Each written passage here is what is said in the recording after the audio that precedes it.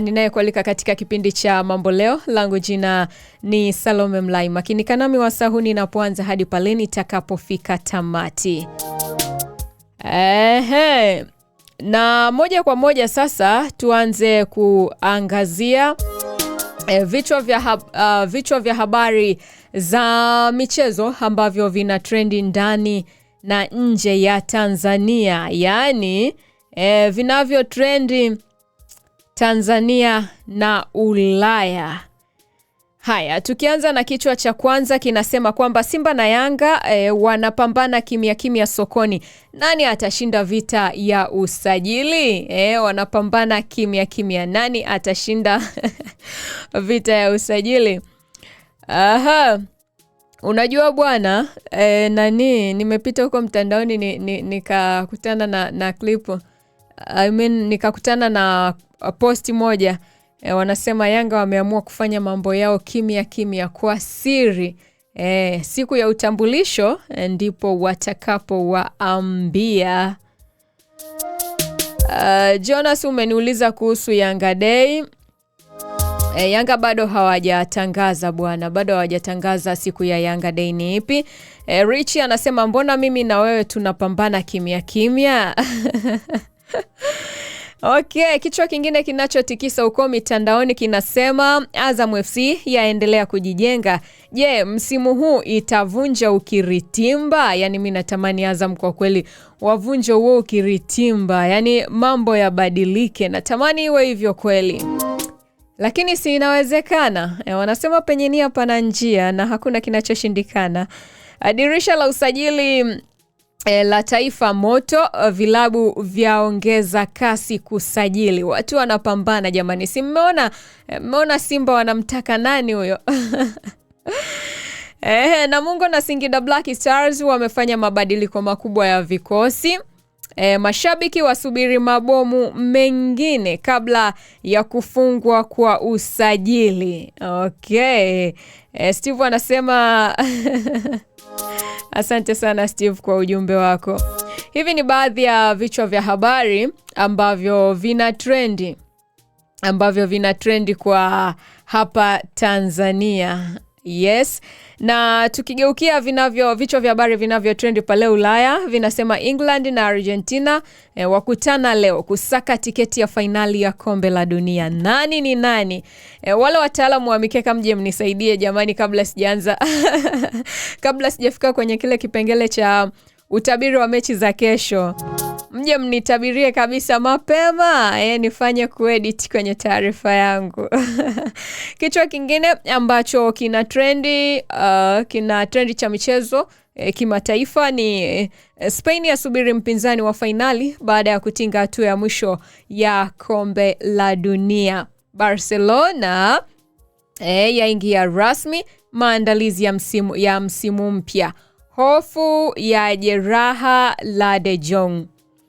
De Jong amepata jeraha, kwa hiyo kuna kuwa na hofu.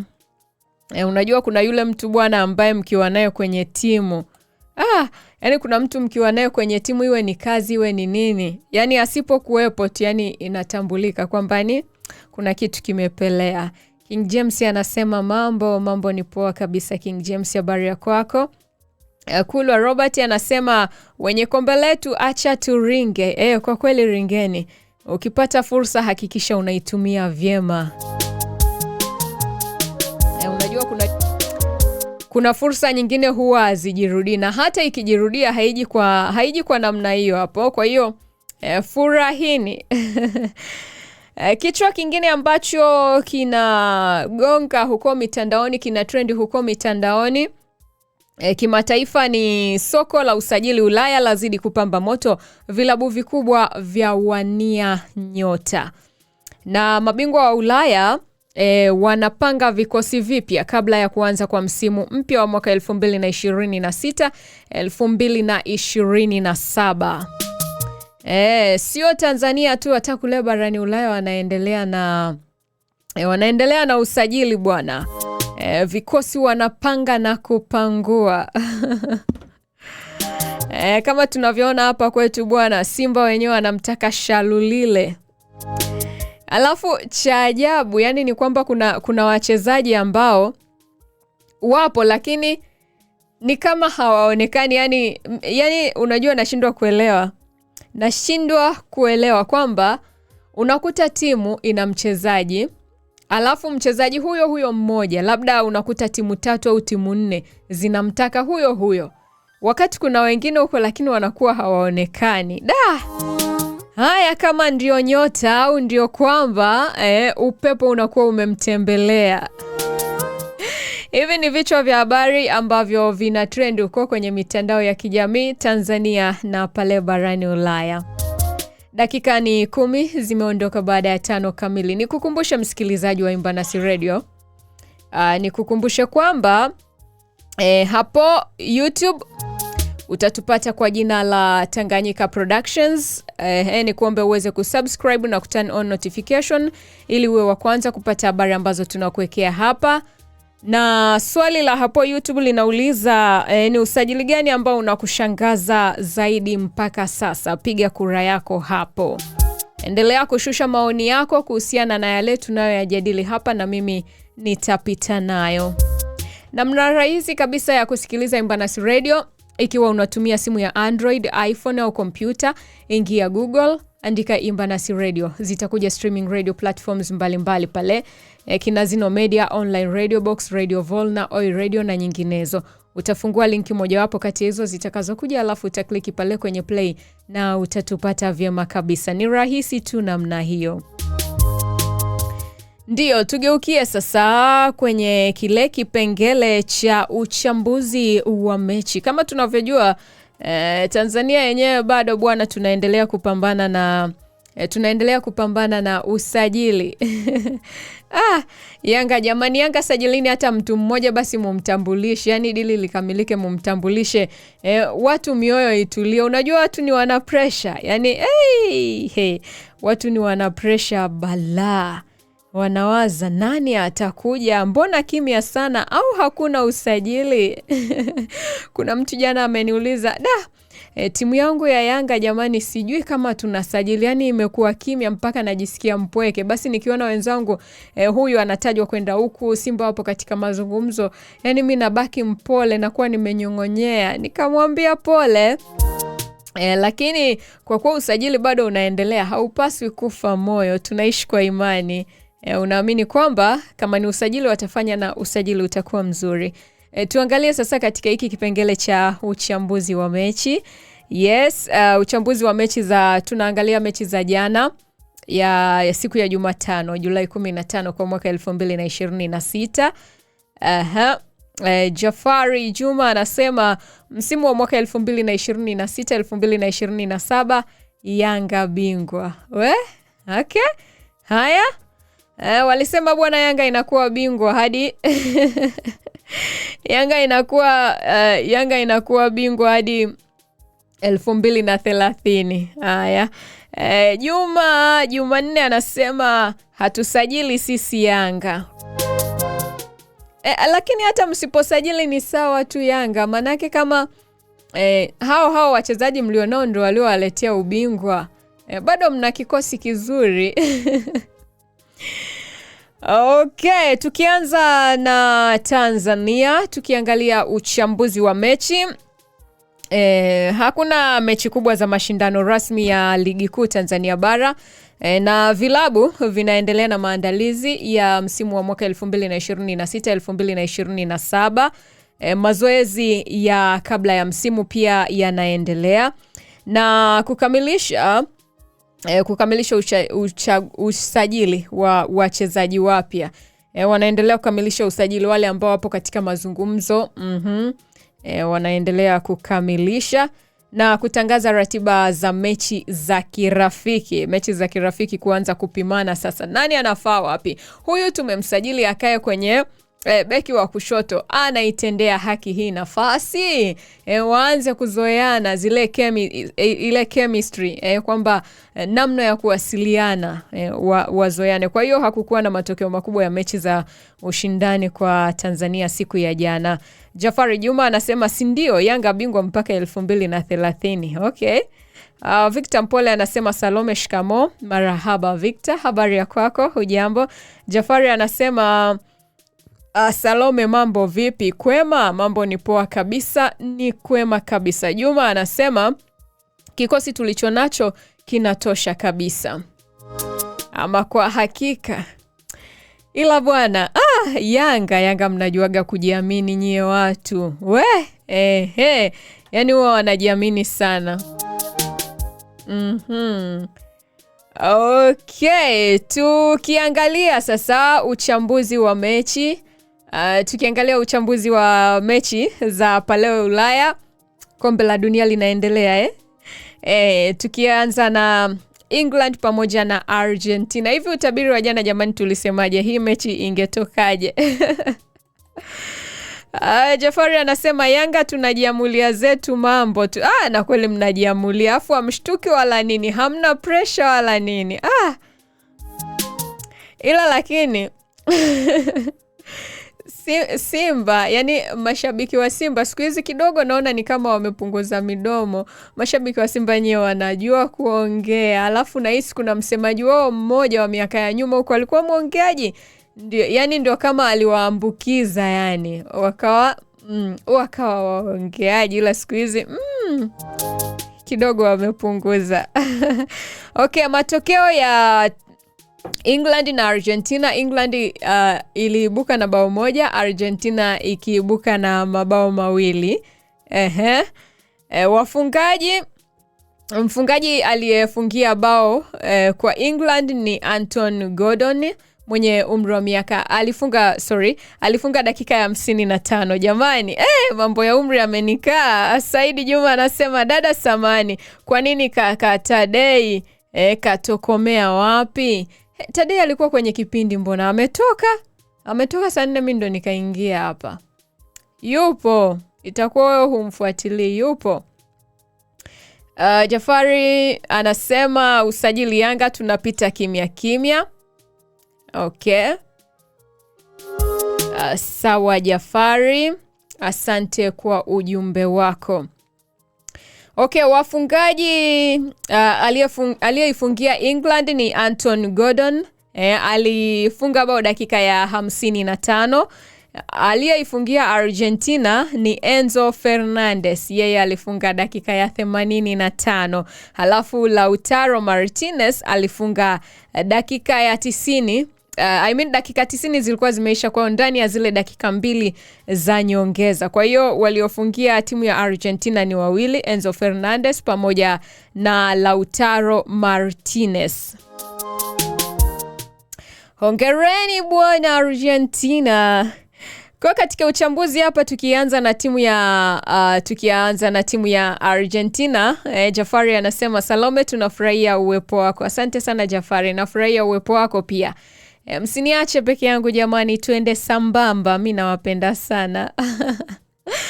Argentina ilianza mechi kwa kumiliki mpira zaidi, lakini England ilicheza kwa nidhamu kubwa ya kujilinda. Mama Paroko, nimekuona rafiki yangu leo umewahi. Yani mi nikishaonaga kwamba yani kuna timu ambayo inaanza kujilinda, yani tayari imeshaona kuna red flag mahali, wanaona kwamba yani tusipojilinda yani hapa tutapigwa mabao mengi mno. Mama Paroko, asante sana, nashukuru. Jafari anasema tunakupenda pia, asante Jafari. Kwa hiyo England yenyewe ilicheza kwa kujilinda, wasije wakafungwa mabao mengi, lakini ni kama waliusoma mchezo mapema ndio maana wakaanza kujilinda. Maana kesi unaona mpaka dakika za mwisho yani lile goli la pili lilikuja kufungwa zile dakika 2 za nyongeza. Kwa tayari hao waliona mwanzoni tu yani mchezo ulivyoanza akaona hapa tusipojilinda goodbye. Baada ya mapumziko Anton Gordon aliipa England bao la kuongoza na kuwafanya Waingereza waamini wanaelekea fainali. Ila nyie amna kitu kizuri kama kuishi kwa matumaini. Yani ukiishi kwa matumaini unakuwa ni mtu mwenye furaha, lakini matumaini yako yawe kwamba unaamini kitu kizuri kitatokea. sawa, wanasema lower your expectations, yani punguza matarajio yako. Hata kama hautarajii makubwa sana, lakini amini kwamba hichi kitu kitatokea kizuri. Haijalishi ni kwa ukubwa gani, lakini kitatokea kizuri. Yani tunaishi hivyo kwa imani. Na ndio maana unakuta umekaa unafanya mipango ya miaka 2-3, lakini hujui siku yako ya mwisho ni lini. Tunaishi kwa imani. Kwa hiyo huyu mfungaji Anton, yeye aliwafanya Waingereza waamini wanaelekea finali. Wakaanza kupata vibe, wakaona mambo si ndio haya. Mama Paroko anasema tangu nimekuwa Katoro huko nimekuwa mzembe kuattend kwenye kipindi, jamani unisamee tu kwanza. Okay, mimi nishakusamee. Najua ukirudi huko unarudi na mpunga mrefu, maana na mimi nitabadilika ndani ya muda mfupi nikipata hayo maokoto. Nitakuwa na kunywa maji sana. Okay. Hata hivyo, England ilianza kucheza kwa kujilinda sana baada ya kuendelea kushambulia. Hilo liliipa Argentina nafasi ya kusukuma mashambulizi mfululizo. Umeona sasa? Yani kwenye haya maisha wanasema hivi. Yani jitahidi wewe ndio uanze kujua tabia za watu. Yani umepata rafiki au yani kuna mtu yeyote ambaye anakuja kwenye maisha yako. Yani jitahidi wewe ndio uanze kumsoma kabla yeye haja kusoma. Tunatofautiana katika kusoma watu. Kuna mtu yani akikuangalia hivi, yani tayari kuna picha fulani ameipata. Kuna watu ni wepesi sana kutambua watu. Na anajua yani huyu ni muingilie kwa njia hii, nikitaka hivi nafanya hivi na hivi. Kwa hiyo unatakiwa uwe makini, yani jitahidi. Jitahidi wewe ndio umsome. Yani hata kama mtakuwa mnasomana, lakini jitahidi usikae kizembe. Unaona kama hawa England wenyewe walijilinda zaidi. Kwa hiyo Argentina wakaona ile ni fursa, wakaona udhaifu wao wanajilinda. Sasa sisi tutumie ile nafasi walioiacha. Kwa hiyo jitahidi kumsoma mtu. Inakusaidia bwana, hata kama ni adui anakuja. Na kakangu alikuwa ananiambia nikifika usiku, mmefunga milango yote? Ndio. Mna uhakika? Anaenda anahakikisha, anasema hakikisheni milango imefungwa, yani hata kama mwizi akija, yani lazima ashughulike, manake ile nayo ni kazi, sio anaingia tukiwepesi. Nkila anasema tupo sambamba kama samaki na maji. Na wakumbusha tu timu Ronaldo sijui watahamia wapi siku ya finali. Wanasema uko mitandaoni, wanasema uzuri wa kombe la dunia ni kwamba unahama timu mpaka ile timu inayoshinda ndio inakuwa timu yako. Saidi anasema mbona Imbanasi nimewatafuta sana mtandaoni, kwani mlikuwa hewani au mlitoweka? Mmefaa kurudi. Saidi Juma, tulikuwa na marekebisho. Asante sana Yona Genge, nashukuru sana. Saidi Juma, tulikuwa na marekebisho. Si unaona hata sasa hivi channel yetu inaitwa Tanganyika Productions hapo YouTube.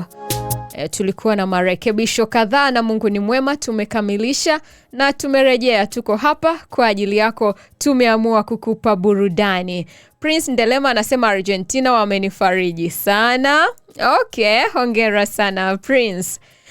Kwa hiyo England ilianza kucheza kwa kujilinda sana na kuendelea kushambulia. Jambo hilo liliipa Argentina nafasi ya kusukuma mashambulizi mfululizo. Kwa hiyo hata kama unajilinda, yani tukirelate kwenye maisha ya kawaida, hata kama unajilinda usijisahau kiasi kwamba adui au mtesi akatambua udhaifu wako ulipo. Yani sawa, kuna madhaifu mengine ambayo huwa hatuwezi kuyaficha, yanaonekana. Kwa hiyo yani usikubali hata kama sawa atakuja kutambua udhaifu wako, lakini iwe imemchukua muda. Unajua kuna mtu mwingine baada ya muda tu atakuja kukuambia ilikuwa 1 2 3. Lakini England bwana walijilinda sana, wakasahau kwenda kushambulia. Argentina wakaona ndio fursa, wakapita nayo. Na nini kimetokea? Argentina wameibuka washindi. Lionel Messi alionyesha uzoefu mkubwa kwa kutengeneza nafasi muhimu.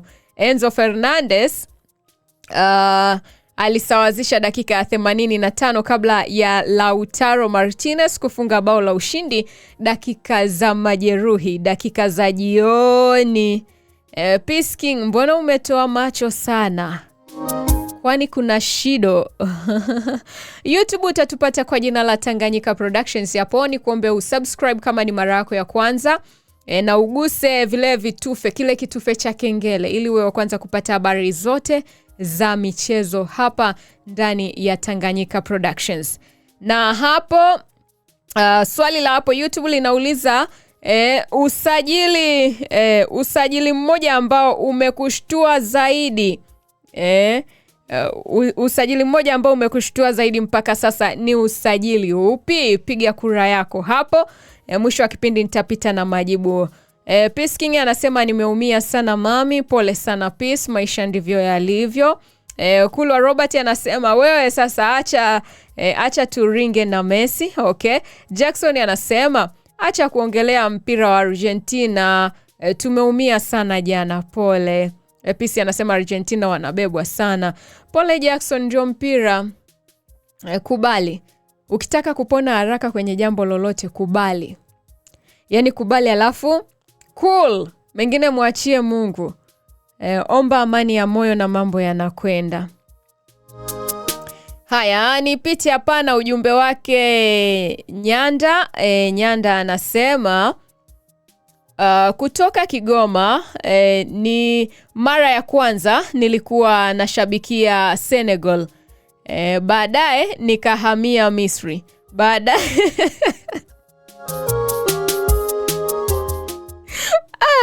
ila jamani Nyanda anasema mara ya kwanza alikuwa anashabikia Senegal. Baadaye nikahamia Misri. Baadaye nikahamia Ufaransa. Baadaye nikahamia England. Kwa sasa nipo Spain. Nyanda. Unaona sasa ndio haya walikuwa wanasema kwamba uzuri wa kombe la dunia ni kwamba ni unabadilisha timu ambayo unashabikia mpaka ile timu inayoibuka ushindi inabakia kuwa timu yako. Maisha, kwa nini ujistressi? Kama una uwezo wa kubadilisha uchungu wako kuwa furaha, fanya hivyo. Nkila TZ anasema the GOAT ni mmoja tu, Messi. Halafu kuna mtu hatari anakuja kwa kasi. Anakuja kwa kasi nao, Lamine Yamal, wengine wanaiga tu. Jackson anasema Ronaldo the GOAT. Haya sasa wameanza kupambana. Kulu anasema kama mmeumia nendeni hospitali. Kulu jamani, wape wenzako pole, wana uchungu. Hasa mimi jana nilisahau kama kuna mpira, nimelala nasikia makelele. Nashtuka, kumbe Mungu wangu, kumbe kombe la dunia bado linaendelea.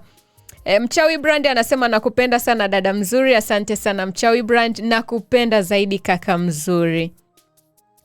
Okay, tuangalie sasa kitu ambacho kilichoamua mechi kati ya Argentina na England. Mtaniwia radhi nyie mlioumia, lakini acha tuchambue. Kwanza ni uzoefu mkubwa wa Argentina. Messi kuiongoza timu katika dakika za mwisho. Dakika za mwisho bwana. Messi akaiongoza timu. England kushindwa kutunza uongozi. Na mabadiliko ya kocha Lionel Scaloni yalibadili mchezo. Unabadilisha mtu naye anakuja na mbinu zake, huyu naye anakuja na mbinu zake, mambo yanakuwa hivyo. Sungura anasema Argentina ni kama katoro. Haya sasa. Watu wanajidai na Argentina yao. Mchezaji bora kwenye mechi ya jana ni Lionel Messi. Kuna mtu hapa amesema the GOAT. The GOAT ni Lionel Messi, mwingine akasema Ronaldo. Okay? Kwa mchezo wa jana, mchezaji bora ni Lionel Messi, ingawa hakufunga, lakini alitoa pasi muhimu na alikuwa chanzo cha mashambulizi mengi yaliyowazidi nguvu England. Finali ya kombe la dunia, baada ya ushindi huo, Spain pamoja na Argentina. Mr. Boni TZ anasema Argentina inavuma sana kama katoro. Okay. Na katoro imevuma jamani, yani kila unakoingia we. Haya. Spain na Argentina, Nyanda yeye kasema yuko zake Spain sasa hivi. Yani ameama timu kama 4 yani inayoshindwa ikitoka anatafuta nyingine, maisha yanaendelea. Spain na Argentina zitakutana kwenye fainali ya kombe la dunia kwa mwaka huu 2026. Mechi inatarajiwa kuwa moja ya mechi ya fainali kubwa kutokana na ubora wa timu zote mbili. Unaijua ile kauli ambayo huwa wanasema kwamba mafahali wawili hawakai zizi moja. Sasa hizi zote ni timu kubwa, zina wachezaji bora. Haya ndio mambo mimi ninayoyapenda. Kila mmoja anataka kuonesha mwamba wake, nani mkubwa kuliko mwenzie, nani ana mbinu za kivita kumzidi mwenzake. Okay? Tukiangalia mambo makuu yaliyofanyika jana, Argentina ilifuzu fainali kwa comeback ya dakika za mwisho. Dakika za jioni, dakika za nyongeza. England iliondolewa ikiwa mbele kwa muda mrefu. Messi ameendelea kuandika historia ya kombe la dunia. Ila Messi jamani, kuna watu wana vipaji. Na wengine wapate hizo nafasi. Tuwaone Messi, Ronaldo. Nimeanza kuwasikia muda mrefu kweli, lakini bado anadunda. Okay. Kwa sasa dunia inasubiri fainali ya Spain dhidi ya Argentina. Nyanda. Kwa hiyo wewe unasema nani atachukua kombe? Nani atanyakua, ni Spain au ni Argentina? Hem, niambie na uniambie ni kwa nini unaamini kwamba kama ni Argentina kwa nini atashinda, na kama ni Spain kwa nini atachukua hilo kombe la dunia. Niambie na mimi nipate kujua. Wale wataalamu wa kubeti, nipe majibu. Dakika ni 32 zimeondoka baada ya kugonga 5 kamili kwa saa za Afrika ya Mashariki. Ndiyo, ni kukumbushe msikilizaji, tunakukaribisha sana uweze kutangaza nasi, uwafikie watu wengi kwa gharama ndogo. Unachotakiwa kufanya ni kuwasiliana na idara ya masoko Imba Nasi Radio kupitia nambari ya simu 0762 380 376 au 0677 071 019. Tembelea mitandao yetu ya kijamii huko Facebook pamoja na Instagram kwa jina la Imba Nasi. Andika Imba Nasi bila kuacha nafasi na utatupata vyema kabisa. YouTube pekee utatupata kwa jina la Tanganyika Productions. Ikiwa una maoni, una ushauri, una dukuduku, kuna kitu ambacho ungependa kushare na sisi, tuma ujumbe wako mfupi kupitia barua pepe ambayo ni imbanastz@gmail.com. Ungependa kufahamu mambo mengi zaidi kuhusiana na Imba Nasi Radio, basi tembelea tovuti yetu ambayo ni www.imbanasi.com. Tunakuambia Imba Nasi Radio, tusali na tuimbe pamoja. Njia nyingine ya kusikiliza Imba Nasi Radio ni pamoja na kwenye tovuti www.imbanasi.com. Ukiingiza hiyo hapo mtandaoni hapo, basi unatupata vyema kabisa. Okay, Hamisi Mageni anasema, mimi mgeni nauliza Simba wametambulisha mchezaji gani? Simba wametambulisha mchezaji gani mwingine jamani, mje mniambie. Ametambulisha mchezaji gani mwingine Simba? Hamisi, twende pamoja tutajua tu ni mchezaji gani mwingine aliyesajiliwa na Simba. Dakika ni 33 baada ya 5 kamili. Tupate mapumziko, halafu nitarejea kwa ajili ya kukusogezea takwimu za wiki.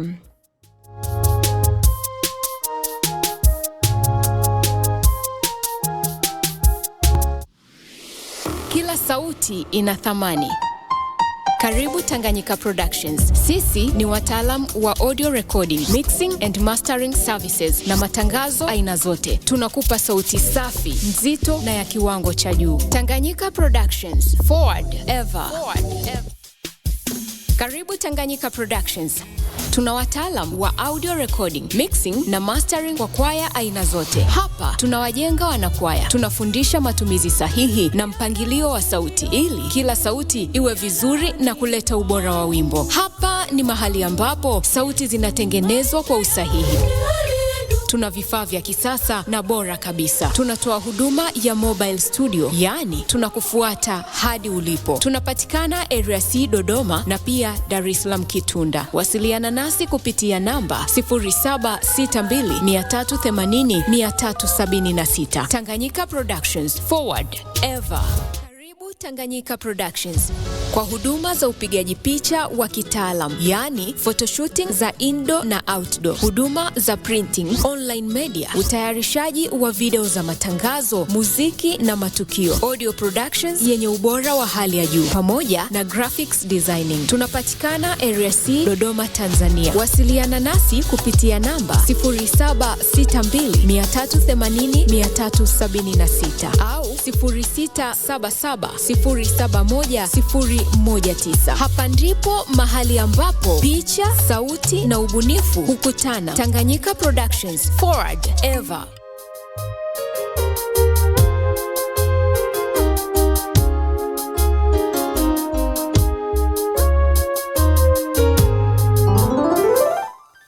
Asante sana kwa kuendelea kuitegea sikio Imba Nasi Radio. Asante kwa kuendelea kuwa nami. Kipindi hewani ni Mambo Leo.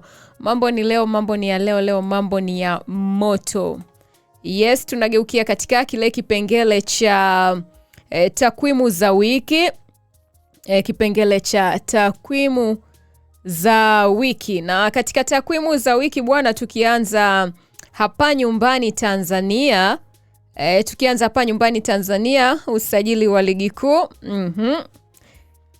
Simba Sports Club imeendelea kusajili wachezaji wa ndani na wa kimataifa kwa ajili ya msimu wa mwaka 2026-2027. Yanga na yenyewe imeendelea kuboresha kikosi huku ikilenga wachezaji wa nafasi za ushambuliaji na kiungo. Yanga wenyewe wamesema mambo yao wanafanya kimya kimya. Nani Alikamwe amesema kwamba tukianza kutangaza bwana tunamtaka fulani watapandisha bei. Kwa hiyo sisi tunaenda kimya kimya, wachezaji mtawajua siku ya utambulisho rasmi. Haya ni vizuri, lakini kuwa na siri. Jifunze kuwa msiri na mambo yako. Utakuwa yani wewe mwenyewe kwanza utakuwa na amani, alafu mambo yako ndio yataenda. Unajua kuna vitu vingine, kuna mtu mwingine ukishamwambia jambo lako ambalo hujalifanya, yani ndio linakuwa limeishia hapo. Wewe mwenyewe baadaye unakuja kujiuliza hivi ilikuwaje au jambo linaharibika. Kwa tujifunze kuweka siri kama wana Yanga. Utulivu anacheka. Okay. Azam FC, Singida Black Stars, Namungo na Tabora United nazo zimeendelea kufanya usajili na maandalizi ya msimu mpya. Jamani, huu usajili tu uishe jamani, msimu uanze, maana huu usajili wa safari jamani, wachezaji ni gali. Mchezaji mmoja unakuta anagombaniwa na timu 4, timu 5. Haya sasa, Utulivu anasema Yanga tunaga umbea kama wale. Utulivu jamani. Utulivu anasema Yanga hatuna umbea kama watesi wao. Haya bwana. Kwa hiyo takwimu zinaonesha zaidi ya vilabu 10 vya ligi kuu vimetangaza usajili mpya ndani ya wiki hii. Zaidi ya wachezaji 30 wametambulishwa na vilabu mbalimbali. Okay. Unajua hata hizi timu ndogo zinaendelea kufanya usajili. Ni vile tu wengi, yani Simba na Yanga ndio zina mashabiki wengi, ndio maana unakuta zaidi tunajikita hapo, tunakupa kila unachokitaka. Maandalizi ya msimu, karibu timu zote za NBC Premier League zimeanza pre-season. Umeona Yanga wenyewe wanaenda Victown kwa ajili ya kuanza mazoezi. Juma Kapuya anasema Simba noma. Asante sana Juma. Hivi kwani kina Juma wote wako Simba? Manake ni kila Juma ninayemuona. Kina Juma ninao wajua. yani wengi ni mashabiki wa Simba. Au kuna siri gani hapo jamani we? Mechi za kirafiki zimeanza kupangwa kabla ya kuanza kwa ligi. Mechi za kirafiki zimeanza kupangwa bwana. Hiyo ni hapa Tanzania. Tuangazie sasa pale Ulaya ambapo FIFA World Cup mwaka 2026. Julio anasema my love Simba Julius. Okay. My love wake ni Simba. Watu wana mapenzi na timu zao jamani. Sasa Julius au muogopi Simba akikurarua. FIFA World Cup mwaka huu 2026, wiki hii imekuwa na mechi za hatua ya nusu finali. Matokeo, Spain wamecheza na Ufaransa, Spain wamecheza na France ambapo Spain wameibuka na bao 2-0 dhidi ya France. Spain ilitinga finali kwa mara nyingine baada ya kuifunga France mabao 2-0. Argentina ilifunga mabao 2-1 dhidi ya England. Argentina ilipindua matokeo dakika za mwisho na kufuzu finali. Mwanzoni walikuwa wameenda vizuri, naona hata England wakasema hapa tunakula sahani moja, lakini zile dakika za nyongeza bwana likatokea goli lingine, kwa hiyo Argentina wakawazidi England kete moja zaidi. Takwimu za nusu finali, mechi zilizochezwa ni 2, mabao ni 5. Ushindi wa Spain ni bao 1, ushindi wa Argentina ni bao 1 na clean sheet ni 1, ambapo clean sheet wako nayo.